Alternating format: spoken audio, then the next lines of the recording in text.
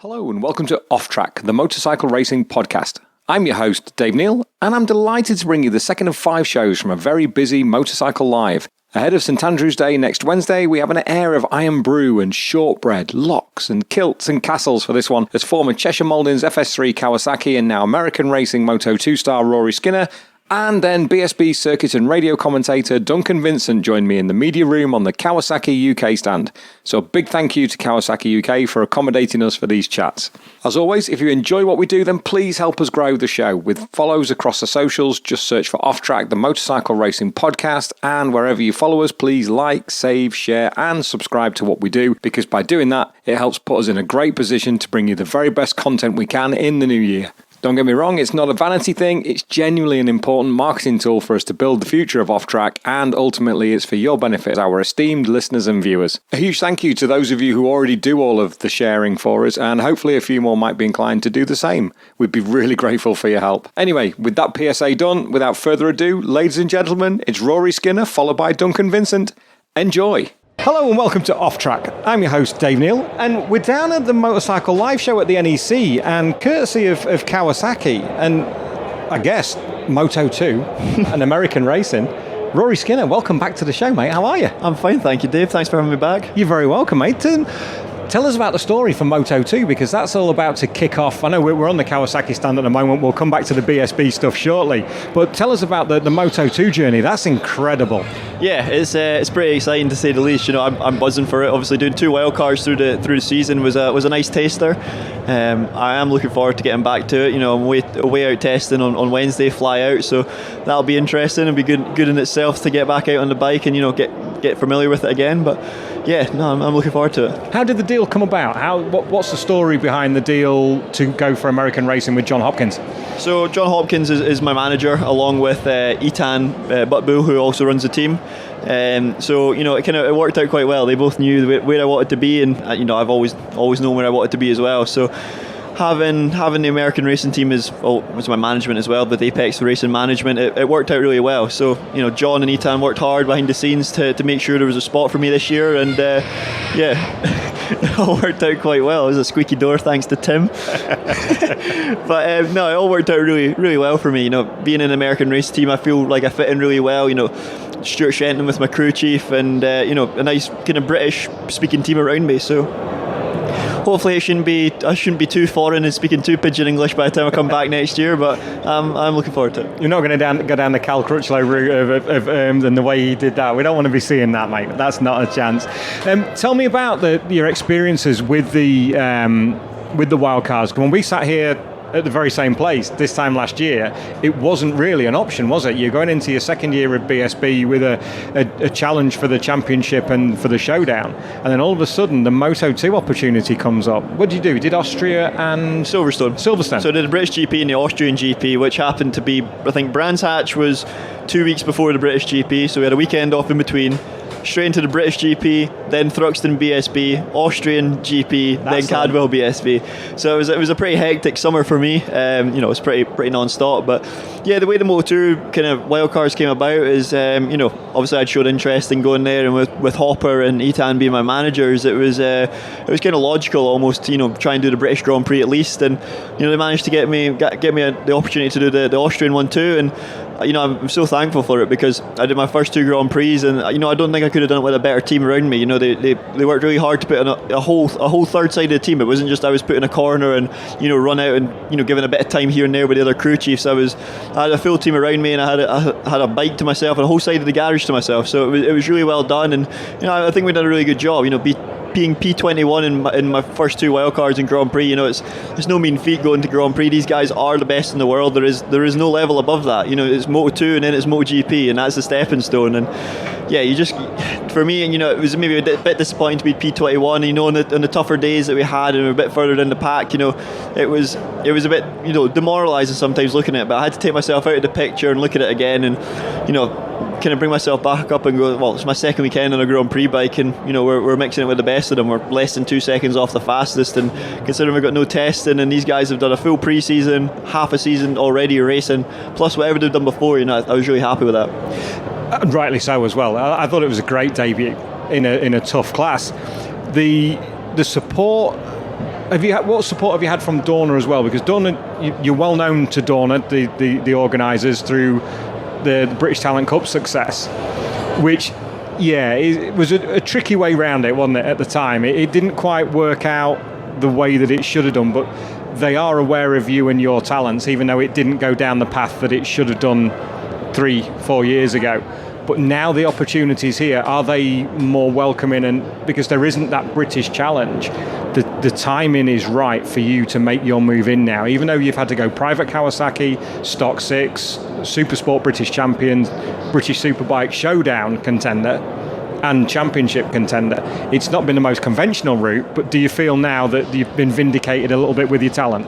Yeah, I think a few years ago I was maybe in the right place at the wrong time, and now I'm in the right place at the right time. And as hard as bitter a pill as it was to swallow at the time, 2018, winning the British Talent Cup on what was proposed to be the road to MotoGP, and it just didn't really work out for whatever reason it was. And yeah, it was tough at the time. It was pretty soul destroying, really. But we move on from that, and we kept working, and yeah, here we are now. Got a 2-year deal in Moto2, and I'm looking forward to it. The whole Dorna side of things, I kind of leave that more to the management. It's not.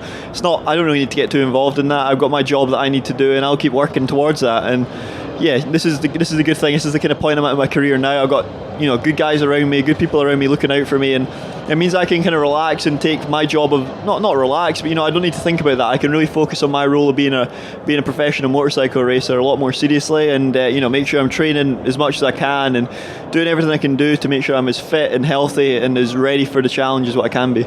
How good does that sound, professional motorcycle racer? It's pretty mega. It beats working at Skinner Motorcycles, but I've had a good apprenticeship, I suppose you could say. We've kind of been there and done that with Dad. We've done a lot of our own running with the team, and massive thanks to my mum and dad, because without them, and my personal sponsors as well, but my mum and dad for the time they've devoted to me over the years, and they've taken a lot of time away from all the things that they'd like to do and put it towards me, and for us to finally see almost a little bit of light at the end of the tunnel going to Moto2. I'm fully aware this is where the hard work begins, and it's only going to get tougher from here, but it's just nice to now finally have the leg up to be there and to be a step closer to that dream and making it happen. So it's nice for me to be able to kind of almost reward my mum and dad with that, because we've all worked towards that. We've been very focused and strong in our beliefs, so that's where we wanted to go. We never gave up on that, and it's been a rocky road, and there's been the ups and downs, and there's been some really, really nice ups, and there's been some really, really big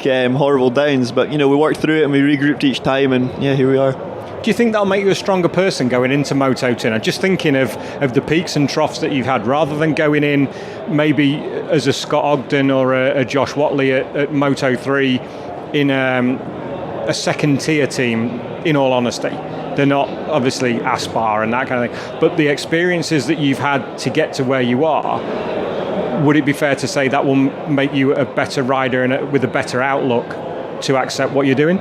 It's hard to say. We're all hungry for it. We're all there because we want to do the same thing. We've all got the same objective, and I don't know if it's fair to say that, but I'll be working as hard as I possibly can and making sure I'm doing everything I can do. And I've got this experience from before, and all this almost life experience, really. For being a 21-year-old, I feel like I've been through maybe a little bit more than most, and I'll try and use that to my advantage where I can. But at the same time, these guys are the best. There's no doubt about that. We'll probably be seeing some of the great. I'll be racing with some of the greats in the future, and hopefully we can keep making steps and progress in the right direction. And maybe in the near future we can be saying that we're up there with the best of them. But it's just going to be a case of learning step by step, and I don't want to look too far into it. I'll just take it weekend by weekend, race by race, and session by session, and just not get too caught up in it all. I know it's going to be hard, and yeah, I've learned that from the wild cards, but yeah, maybe coming from that route with my dad, and just the way that we've kind of come into it, and as you said, being a bit more unconventional, maybe it's got a little bit more than somebody who's just kind of fell lucky all the time. But it's too hard but easy to say that. It's a deep question, that one. Yeah, it's a weird one, but yeah, I'll keep myself to myself and do it whatever I can. Will your training regime change now? You've done the 2 wildcard round. You know what a Moto2 bike needs. Do you have to now change your training routine to deal with the Moto2 versus a superbike? Yeah, there'll definitely be things I need to change. I think I need to drop a bit of weight for going to Moto2. I mean, from where? That's what I think. But yeah, I've been a bit lankier than maybe some of the Moto3 riders. It'll be a bit harder. I'll have to drop a little bit, but yeah, I'll make sure that I'm a healthy weight. Obviously, there's the whole scenario going on in World Superbikes with Scott Reddin and Bautista about the weight limits and things like that. And yeah, I mean, at Silverstone at the British Grand Prix, I was just training all last year to be a Superbike rider. I didn't really change anything for Moto2. I just made sure I was at my peak going into them. And I was 5th through the speed traps at Silverstone, and Silverstone's a pretty fast track, so I'm not saying that I'm just going to rely on that and I can be there every weekend. And Austria was a bit tougher coming out of the slower corners, but yeah, I'll work and do the best job I can, and it'll certainly be something that's ongoing, and I'll develop through the year going in Moto2 and understand more what my body needs and doesn't, just through experience of riding a bike. But no, I'm looking forward to getting back. I'm back training now after my injury from Oulton Park, and it feels nice to be back in the gym. As much as I'm not a gym person, I like to be out and about doing stuff on my mountain bike and just riding motorbikes in general. It's nice to be back, and I just need to get stuck into it now, and we'll be back on that grind and it'll be fine. You kind of worried me in the week. You started doing motos. You've had the motocross bike out, and knowing it, I just look at that and go, oh, I don't know. Yeah. What was it like for you to be back on a motocross bike for a while? That was the first time I've ridden a motorbike since Oulton Park. That's the first time I've ridden. That's the first time I've ridden a bike since then, because it's nice to see you've got the cast off as well. Yeah, so it was the first time riding a motorbike. I've been on my mountain bike and stuff, and it kind of been back in that, but I know motocross is frowned upon, but I've got a guy, Stuart Flockhart, up in Scotland. He's a ex-Grand Prix motocross racer himself, and me and Stuart, we've known each other for a long time. He's known the family for a long time, and he does look after me and make sure I'm on the right path. And the track that we're riding at, it's pretty I don't know what the word is. It's mild.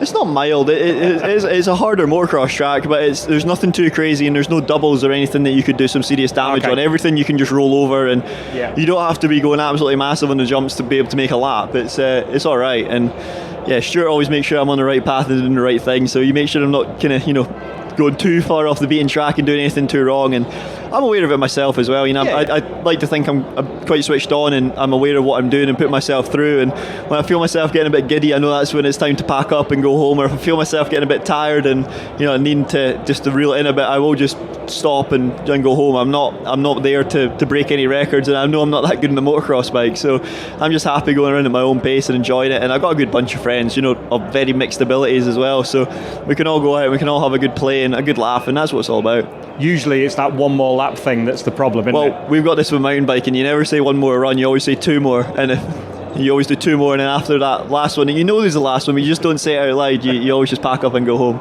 It's ready to go. Segueing nicely then to BSB. You had a very, very good BSB season. Youngest rider ever to make it into the showdown and the final 8. Injury, unfortunately, at Oulton Park, which has been well publicised, and you got it on the end of season montage as well. So that's there forever. But we spoke a few times over the season in the chat shows at Cheshire Mouldings FS-3 Racing Hospitality with the OMG guys, and it's been a pleasure to follow it this year, because it's been nice to watch somebody of a younger age come through rather than the regular guys, which are always great, but they've been around for years. But to watch yourself and Kyle come through has been fantastic. Tell me about the season from your point of view. Yeah, I mean, obviously this is my second season in BSB, so I can say it's my best season to date. But yeah, it was great. Going through the championship the whole way through up until the showdown, I don't think I dropped any lower than 4th, and I think I was the 3rd person to be confirmed going into the showdown. So for me, that was a massive achievement, and that's what I'm really looking at from the championship. Obviously, Oulton Park, the first round of the showdown, I ended up being out due to injury in what happened in I think race 2. So yeah, a bit unfortunate to end my season like that, but I can't complain with my season at all. I really enjoyed it, and it was really, really awesome to be up there every weekend, week in, week out, fighting in the top 5. And we set realistic targets at the start of the year, and I feel like we achieved every single one of them. So yeah, FS3 worked really hard over the winter of 21 into 22, and both myself and Lee did as well. We worked really hard to make sure we were all on our A game going into the season, and it was nice to be able to repay the team of podiums at the first round. And from there we just kept working, and we were always, as I said, we were always consistent up the front, always consistent in the top 5. And to be third in the championship going into the showdown, a third confirmed rider behind, I think it was Jason and Bradley. It was that was a no mean feat in itself, because you look at the level of BSB this year, and I don't think it's ever been higher. I mean, Leon Haslam and Tom Sykes coming back and not even making the top 10 in the championship, I think that tells you enough that, you know, some of the best superbike riders in the world are coming back to BSB on tracks that they do know from, albeit a while ago, and Leon being a recent BSB champion as well, and they're struggling to make the top 10. It shows the level. And as you said, with being a bit younger as well, I think BSB this year really became, you know, there was a lot more younger faces coming in it, through Kyle, myself, Lee, Bradley, and Taron as well. You know, it's nice to see there is a lot of fresh faces up there, and that, you know, obviously the older generation of the field, they're still going faster and faster each weekend. I mean, I can't imagine what it was like to be Josh Brooks this year. You know, he had such a difficult season, but I imagine he was probably going faster than he ever has before around these tracks, and it can be quite demoralising, even for myself. Like, you're 0.4 off and you're sitting 12th, and it's just like mind-blowing, because every one of these 12 riders is already half a second under the lap record, and you go into the weekend thinking, if I can be lap record pace, I can be thereabout and fight for like, you know, the win or the podium, and you go there and then it just gets moved on again. But, you know, we were one of the people who were moving it on, so in that respect it was really nice. And yeah, I think this year BSB in 2022 has made a big change, you know, to how it normally has been. I think you'll see a good progression over the next few years again from where we were this season. You remind me of that with half a second under the lap record. I remember the TV coverage at Cadwell Park, because it was the only Super Pole that we did, the one lap dash for the season, that you and Lee Bob has sat underneath the control tower. They've got the camera on you. Brad puts that lap in, and you guys just look at each other and go like, what are we supposed to do with that? You couldn't even be annoyed, because that lap that Brad put in was phenomenal. You know, I think that was my second time at Cadwell on a superbike. I'd ridden there once on a 600 before, and I did one track day on a stock 1000, and before that I think it was 2014 I rode a Super Teen bike around there. So, you know, Cadwell and Oldham were probably the tracks I would have said were my bogey tracks, and I ended up on the podium at both of them and on the front row at both of them. So just before Bradley put in that mental lap round Cadwell, I had the outright circuit lap record, and I had, at that point, was the fastest person on two wheels round there. And, you know, that to me was a massive, you know, not a win, but a massive boost, because it kind of showed me that coming off the back from a Moto2 wildcard and 3 weekends in a row of racing, that we can still be strong and we can jump from bike to bike and be there, which was really nice. Would you say that was the high point of the season rather than your first podium, or were they different? Did they mean different things? It's different points in the season. I think, different meanings to them. You know, being on, I think Oulton Park podium was really nice, because we'd struggled a little bit there at the end of last year with arm pump and stuff, but getting all that sorted for this year, it was nice to be there. That was something that me and my crew chief Matt Lowell, we never thought would kind of happen. We knew we could be there in the battle, but I don't think any of us thought we'd be on second place in the podium. And yeah, it was pretty good in that respect. And then, you know, Knock Hill was an amazing round. Obviously, I'm maybe a little bit biased on that one, but I do. Why is that? Yeah, Knock Hill, I've grown up there. I've been there since I was 6 months old, so that is home to me. But yeah, you know, it's just been an amazing year. There's not one thing that I could pick out. You know, I am really going to miss the guys at FS3 Racing. I think, as we were neighbours for most of the season in the BSB paddock and garages, that you'll seen the environment that goes on in the garage, and, you know, there's nobody ever in there with a sad face. You know, we're all really happy and enjoying ourselves, and I think that's part of it. If you enjoy a happy rider's a fast rider, and if you enjoy your racing, then to me that's the main thing. And it is true. Look at Brad this year, look at yourself and Lee Bob. You've got to be happy to be fast. There's no doubt about it. One final question. So I know you got a load more appointments and things to do today, and I'm sure there's people banging on the window behind us. You said to me before we started, you had some more hire car stories. Over to you, sunshine. It's not too much of a story. John had left his license in California when we were at Valencia at the GP there, so I had to take the hire car out in his name. So I was giving a couple of little taxis about at nights, but there was nothing too spectacular. You built it up. Yeah, I never said it was too crazy. I just told you what had happened. But yeah, it was. It's not quite as extreme as the hire car story from last year. But I've got plenty more that can be probably discussed. If you ask my dad about hire car stories, he'll tell you plenty. So okay, yeah. And for when we turn the microphone off. Yeah. Rory Skinner, we wish you all the very best for the test coming up in the next couple of weeks and for next season. The next time we get to catch up, I guess, will be Silverstone MotoGP. I'll come and knock on the team's door and do it that way and see where you are from there. Well, I might be about at one or two of the BSBs next year when well, that's things a holiday, isn't it? Yeah, but I think I'd speak to you there, Dave. Thanks, Rory. Mate, best of luck with the test. Rory Skinner, thank you so much. Thank you. Thanks to Rory Skinner for his time, and as you listen to this, he's already in Texas, ready for the Moto2 test, and we wish him well for that. Next up, it's the voice of BSB at the circuit and on the radio. It's the man himself, it's Duncan VIncent. Enjoy. You have to prompt me. Let's continue the chats here at Motorcycle Live, courtesy of Kawasaki on their fantastic stand in the middle of the show. What we can do, we can catch up with Duncan VIncent. We'll carry on the Scottish theme. We've just had Rory Skinner on the show, so why not continue north of the border? Duncan, welcome back to the show, mate. Hi, Dave. How are you? I'm good, thank you. Nice to see you. Yes. Looking fresh and relaxed after the season. Yeah, what a year it was. It's all a bit of a blur, really, isn't it? It happened so fast, and then again we're back at Motorcycle Live. And everybody's planning 2023, and then you try and remember back to 22 or this year even, and it is still 2022. It's weird, I don't know isn't where we are. I'm still in Birmingham. Only just. Yeah. We're not in Kansas anymore. That's the fact. Oh no.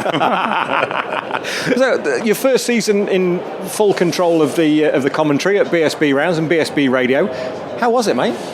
For me, it was a big learning year. It took a lot. There were clearly big shoes to fill. Fred was a legend who'd done it for so long, and to get asked to do it from Stuart was lovely. And thankfully Larry stayed on. The continuity was there. Kawasaki stayed on with the key options funding for it, and the paddock couldn't have been nicer. The paddock were very welcoming. Lots of help, lots of information coming my way. Riders who I'm friendly with who'd come and see me, and I just feel so lucky. I still feel lucky. It's still a kind of a pinch me moment. I get to commentate on what is some of the best superbike racing you'll see in the world anywhere, and it's not just the superbike class. All the other classes. There's talent all the way through it, and have you ever seen a bad talent cup race? That's another thing that Larry Carter coined the phrase for, and it's 100% true. There's so many good classes all the way through, strength and depth through, not just the superbike class, but the entire paddock. You had the pleasure of commentating on the first dead heat we've had in however long, I can't remember. See, I forgot about that. Yeah, I forgot about that. That happened with Harley. No, that happened with the Talent Cup race at Donington. It was with Johnny Garness and Carter Brown. Correct. And it happened right in front of myself, and obviously the timekeepers are below me. And I remember, you look at the timing screen and you wait for the number to change in the position, and it didn't. It was 0.000.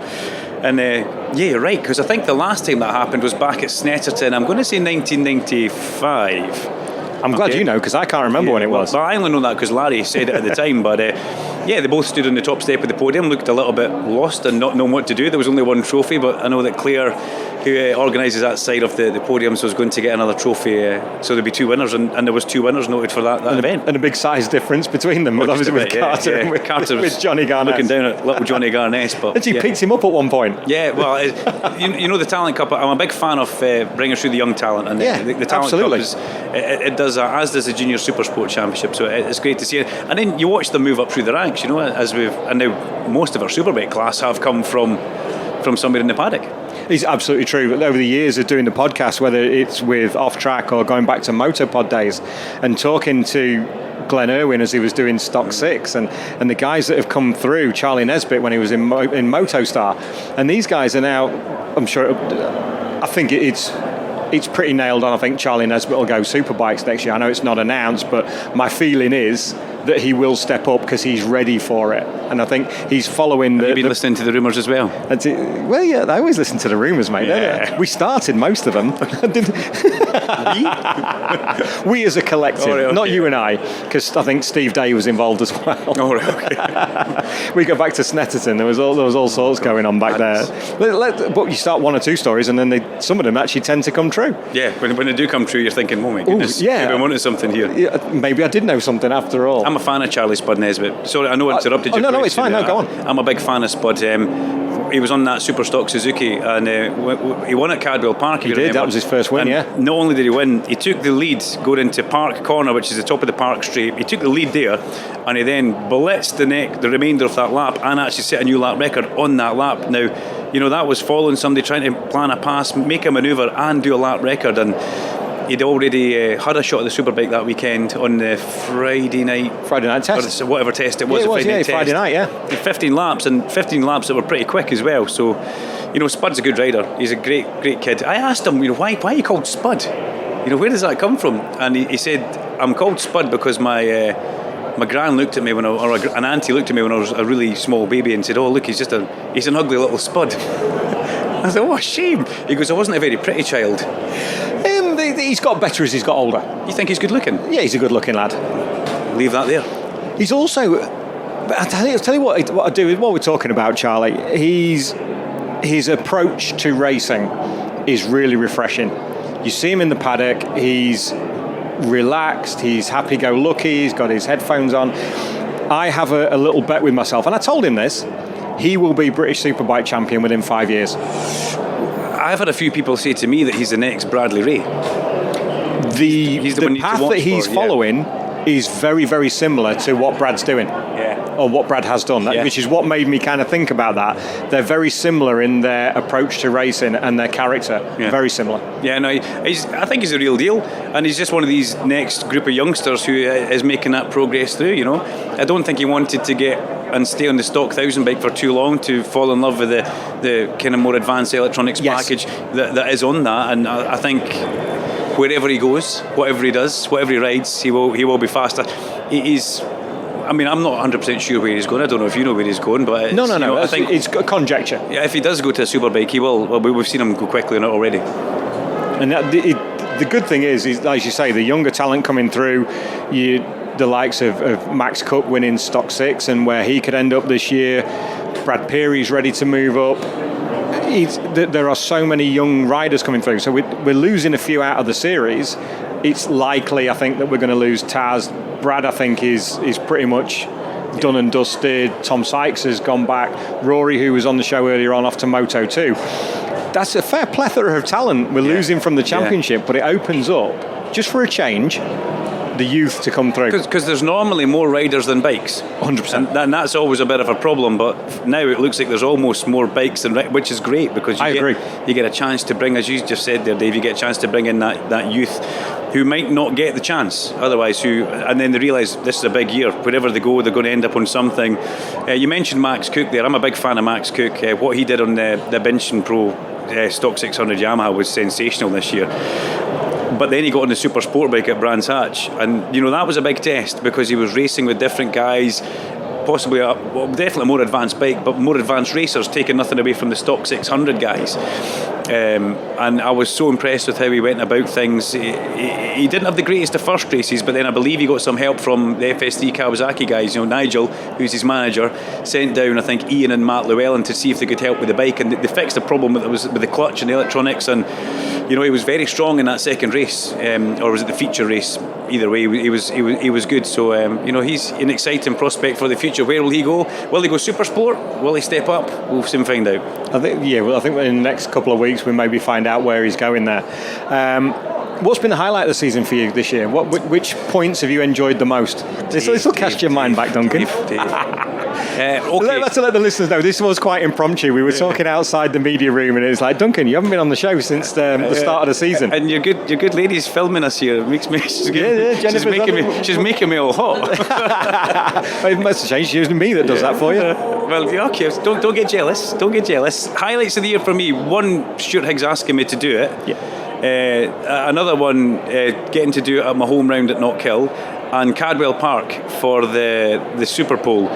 That was something. It was orchestrated in the commentary box with Paul Mazel, Mike Rump, and myself. Mike, the sound engineer, Paul, who kind of oversees BSB radio funded by Kawasaki K Options, and there were all theme tunes, and just to watch the riders for Super Pole. I thought Rory had pole position, and I think everybody had thought Rory had pole position. So did Rory. And until Brad Ray then left the mountain section, and something happened. Whether he cut half the course, I don't know, but it was incredible, that lap. And I did enjoy the Super Pole. That was another highlight. And then, I suppose, can I have more than three? Am I allowed? You can have whatever you like. You're the guest. You do what you want. Another highlight was, apart from doing this with you, thanks, mate, was just the friendship and the love from the paddock.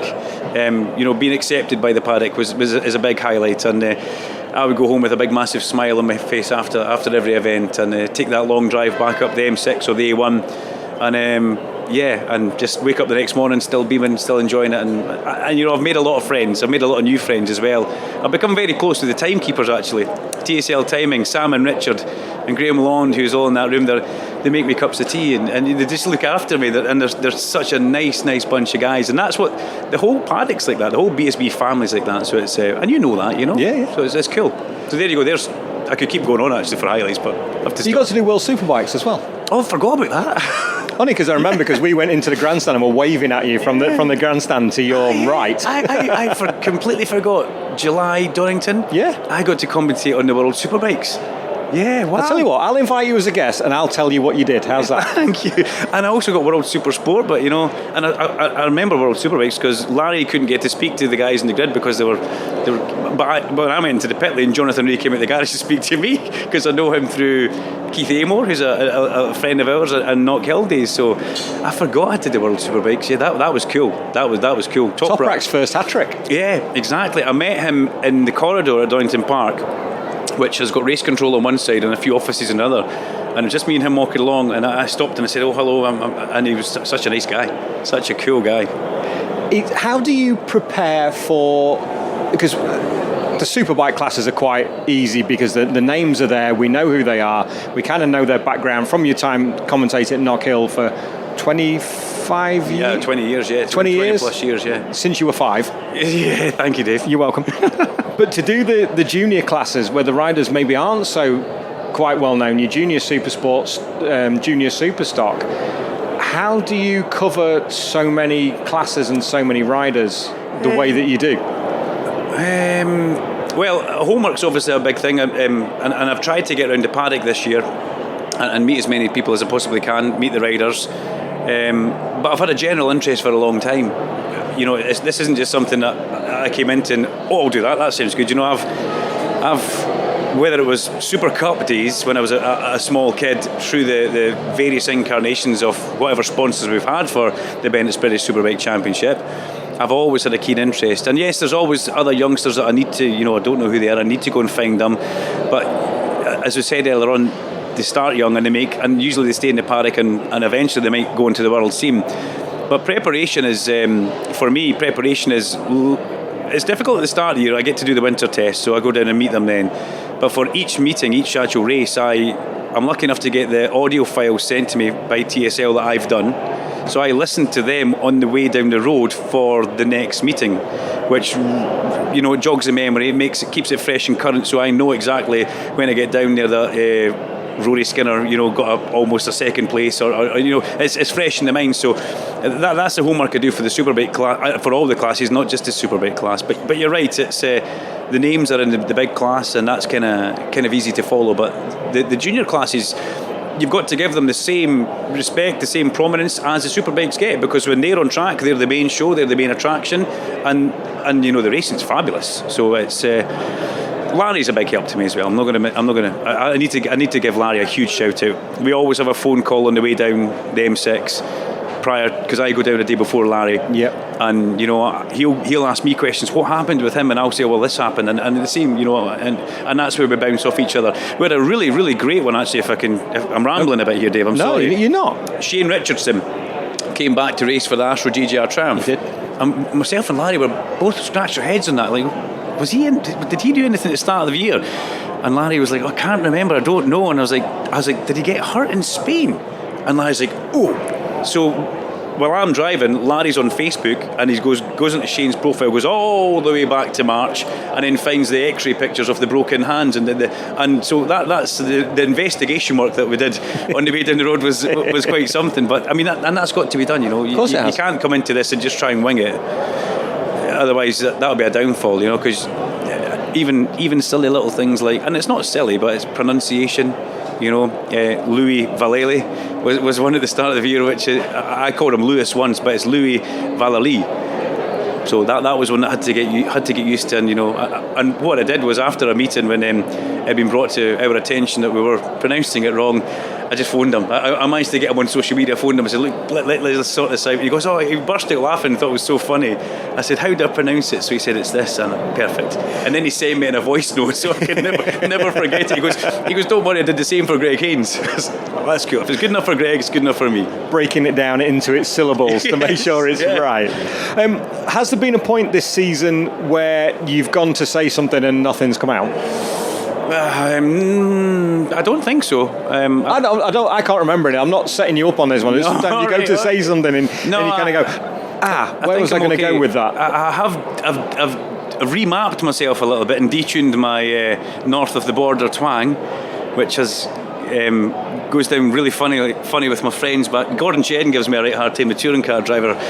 He goes, we were doing a corporate day at Knockhill, and he says, can you do the speaking because they were all Swiss? I was like, yeah, but I don't speak Swiss. He goes, no, but you speak less Scottish than us now that you've made yourself. I was like, okay, I see. But no, I don't have too many mental blocks. I think I'm okay. I'm quite lucky. You're looking at me like I'm setting you up for I know. I'm absolutely not. I've done something wrong here. No, it's just a genuine question. I've also, more importantly, I've never left the mic on. It's always a good thing. Which is, thank goodness. But you talk all day Saturday. You do Friday afternoon in pit lane. Well, I try and do all day Friday as much as we can. All day Friday. All day Friday. Maybe not as comprehensively because I do like to get into the pit lane after a Superbike session. So, but yeah, I commentate Friday. But you talk all day Saturday and all day Sunday, which I know sometimes you have guests in. I know you had Ben Curry in through the year, Michael Howarth, Rory's been up a couple of times as well. The McMafia have been the commentary McMafia have come together, which is brilliant because you guys have known each other for so long. It's someone you're both comfortable with, so you can commentate a little bit easier. If that's Rory, I'm very comfortable with Rory, very comfortable because I've known him so long. I'm also very comfortable with Ben Curry. Ben's a class act. He's a great rider, he's a great friend as well, and we just get on well in the commentary box.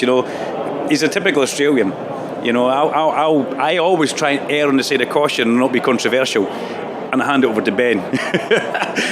Just set him up. Here we go. I'm going to sow the seed, and you're going to say it. And he grabs it and runs with it. And it's fabulous. And he joined us for a couple of meetings when he was coming back from injury, and if it didn't clash with his World Supersport duties, but he was good. But Rory Taz has joined us. We've had Michael Howarth, who I know you're close with, and he sent me a message during the week saying, just to let you know, my phone still works. I thought, just to let you know, I'm really busy, I'm sorry, and I do love you. So, but it's I'm lucky with the people who do come and help.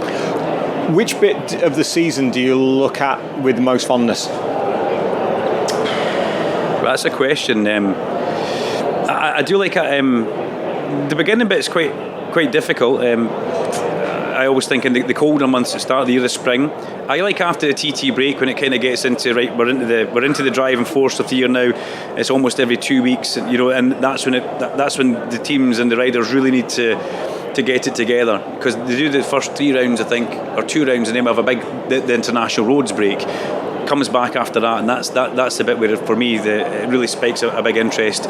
Obviously the run up towards the showdown's always exciting as well, and this year round 1 for the showdown, I forgot about that was probably another highlight in a different way from what we would think. I don't like seeing accidents happen, but you couldn't have scripted that. If you went to the bookies and said this and that is going to happen, they'd have laughed you out of the place. So that's I kind of forgot what you asked me now, but I was away there, wasn't I? I just done on that little tangent. Which part of the season do you look on with the most fondness? That was the question. Okay, thanks for that. I think I answered 3 or 4 different questions and then dodged the main one, Dave. So I'll ask it again. I suppose catching up with you.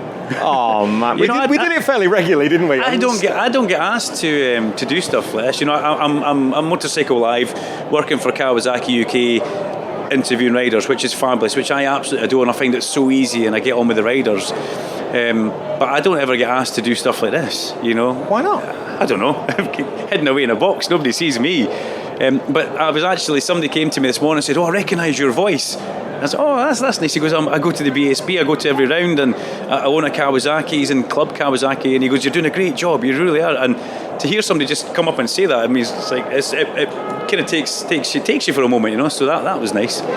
We'll take that. How's that for an answer to the question? What was the question again? So I'm not doing it a third time. I'm sorry, I'm joking. What do you do now during the winter? What does Duncan VIncent do between now and the spring test starting back in March? I keep an eye on what the riders are doing. Not just the Superbike Classic. You see, I keep an eye on as many social medias as I can. The youngsters in the junior supersport found out I was on Snapchat. So, oh man, Mikey Hardy, and then they just keep coming, these requests. So I keep an eye on what they're doing on social media, and I enjoy some downtime. I've got 2 kids. I've got my son Guy and my daughter Lola, and they're just the greatest thing in the world. I've got a beautiful wife called Angela, who is a midwife, and Angela works night shift. So we just juggle this little business. It's a family, and have some great time at home. And just like you as well, the year's full steam ahead, and it's nice just to take time to reflect and enjoy some family time and plan 2023 as well. You missed somebody out. Otto the dog. How could I miss my dog out there? He's just the best. And we got a lockdown puppy. I'm going to have to take this off. It's kind of warm in here. We've got a lockdown puppy, and you were told not to get a lockdown puppy, but we'd been planning on trying to get a dog for a long time. Sorry. And it's the best thing we ever did. He takes us out of the house 3 times a day. We do 4 or 5 miles of walking in the morning. We'll walk another couple of miles in the afternoon, and maybe an evening walk, and he's just so great. And he barks when I'm doing something in the house. Instagram lives, podcasts. Hear this little bark in the background, and he's almost more famous than yourself. We see this. Me. This is not that why we're famous. This is what we're not famous at all. Notorious, I think, half the time. Absolutely. But this is why I ask, because Otto's such a big part of it. When you see on social media what you do, it's important. My man's best friend. Yeah, but he's just cool. I was dead against getting a dog. I did not want a dog. No, we're not having a dog. And now I'm inseparable with him, so it's exactly the way. What do you do in the winter? Are you still full steam ahead, or what's happening for Dave Neal? Kind of things that, hang on, we're turning the tables round now. We have some massive plans for the podcast now. Can you tell us? A little bit. Hang on, whose show is this? Sorry, it's hard to get away from it. We, as the listeners know, we've got some big plans going on in the background. Between now and the beginning of February. Yeah. We're having a full relaunch. We're having a new co-host who will be announced after Christmas. We're in talks with various people about joining championships on a regular basis and becoming more involved in motorcycle racing and doing it. This is a job now. Yeah. It's not work. It's my job, but it's also my passion. Yeah. And we have some great people involved with us now. That means this podcast, for once in its life, will become professional. Yeah, which has always been professional. Thank you, mate. Thank you. There's still some edges that need sanding off on me, but this is me. If you meet me in the paddock, this is Dave Neal. There's not a podcast Dave Neal or a last season a Rich OMG Dave Neal. Yeah. I'm me. I can't be anybody else. Yeah. And hopefully that's going to be enough with the new co-host, with the plans that we have to take the podcast to take Off Track into a brand of its own. Is this an exclusive? Yeah. There you go. Because normally people don't ask me questions. I know, it's different, isn't it? Like you, I'm the guy there who asked the person here. And when they, it's one of these things where you say, I'm with blah, blah, blah, how are you doing? And they say, oh, I'm fine, thank you. How are you doing? It's like, I'm not used to people asking me questions. So sorry to take over the podcast. No, not at all, mate. Thank you. So that's the future. We've got some busy times coming up when the co-host returns from his holiday at the end of December. We've got some content to put together for January, people to visit, certain things that we want to look at as a pairing, and then launch with a bright new logo, a new look, ready for the forthcoming season. And with high level guests like yourself, we'll continue, and I think there may be the opportunity that if certain discussions come off, we'll be speaking more anyway. So. Oh, cool! I would love that. This is going to be. We don't speak enough, No, I don't think we do. We don't speak enough. This is going to be the beginning, and it's exciting times. I wish you the best of luck for that, because the off-track thing is fabulous. I do enjoy podcasts. I'm always, myself and Matt Roberts are always trying to exchange podcasts for the drives. and he got me into one that terrified me. It frightened the life out of me. It was called West Cork, I think. It was. I don't know how we could listen to it. Driving back up the road in the darkness, I had to put it off because it was so scary. But it's always nice to do your ones because they're informative. They're about what I love and what I'm into, and I learn something when I listen to your podcast, and I laugh, and that's the most important thing. I laugh. That's important. I like to tell the story, but the guests are important. This is why it's unusual for me to be asked the questions, because I ask the questions, shut up, let them speak, because it's about you. You're the guest, this show's about you. So you owe me a brew now for turning this round. No problem. But yeah, podcasts, they are important. One that I listen to quite regularly. I don't listen to too many, but I really love Diary of a CEO. Stephen Bartlett's show is fantastic. Okay. And trying to take bits of everybody, to take the best bits of the people that you listen to. We were both great fans of Chasing the Racing. With Chrissy and Dom, God bless him. Yeah. And I sincerely hope that continues in whatever way or form. I sincerely hope that Chasing the Racing continues. Grace did and continues to do a fantastic job behind the scenes with that. Dom, the most lovable podcast host you could ever wish for, and whoever they bring in, whatever they do with it, I 100% wish them the very best of luck. The Chasing the Racing, and I need to speak about Chrissy on this because it broke my heart. He was a close, really good friend. I'd known Chrissy for a long time. He used to come up to Knockhill with his dad pre-season, and they'd do our local clubby meeting, and I had breakfast with him that morning. I spent a lot of time with him because when I'm at the BSP, I'm very lucky. I'm friends with PBM, and Paul looks after me food wise, and Chrissy was always in there, so we spent more time this year than we have the past however many we've known each other, and that was difficult. Nobody ever wants to see that happening, and it was, I send so much love to his family and friends. I couldn't make the funeral myself. It was difficult to get to. Plus, I had the kids, and I was working. So, there's always an excuse. But I paid my respects to Chrissy, and I just wish the family, from where they go from here, moving forward. But what Chrissy did and what he's left behind is huge. And ultimately, I've lost a mate, as a lot of us have.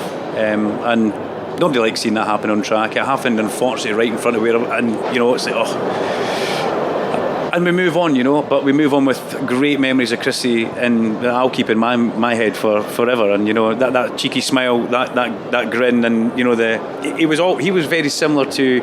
I'd ask him how he was, and then he'd always ask how I am, and he'd always remember the kids' names, and Angela, and that's something because he would have had so many people in his head, and that was always nice about him. He was always a switched on guy. So thank you for that. Okay. Because I wasn't sure how to ask that question, because I know we spoke about it after, and we exchanged messages and looking out for each other as we do.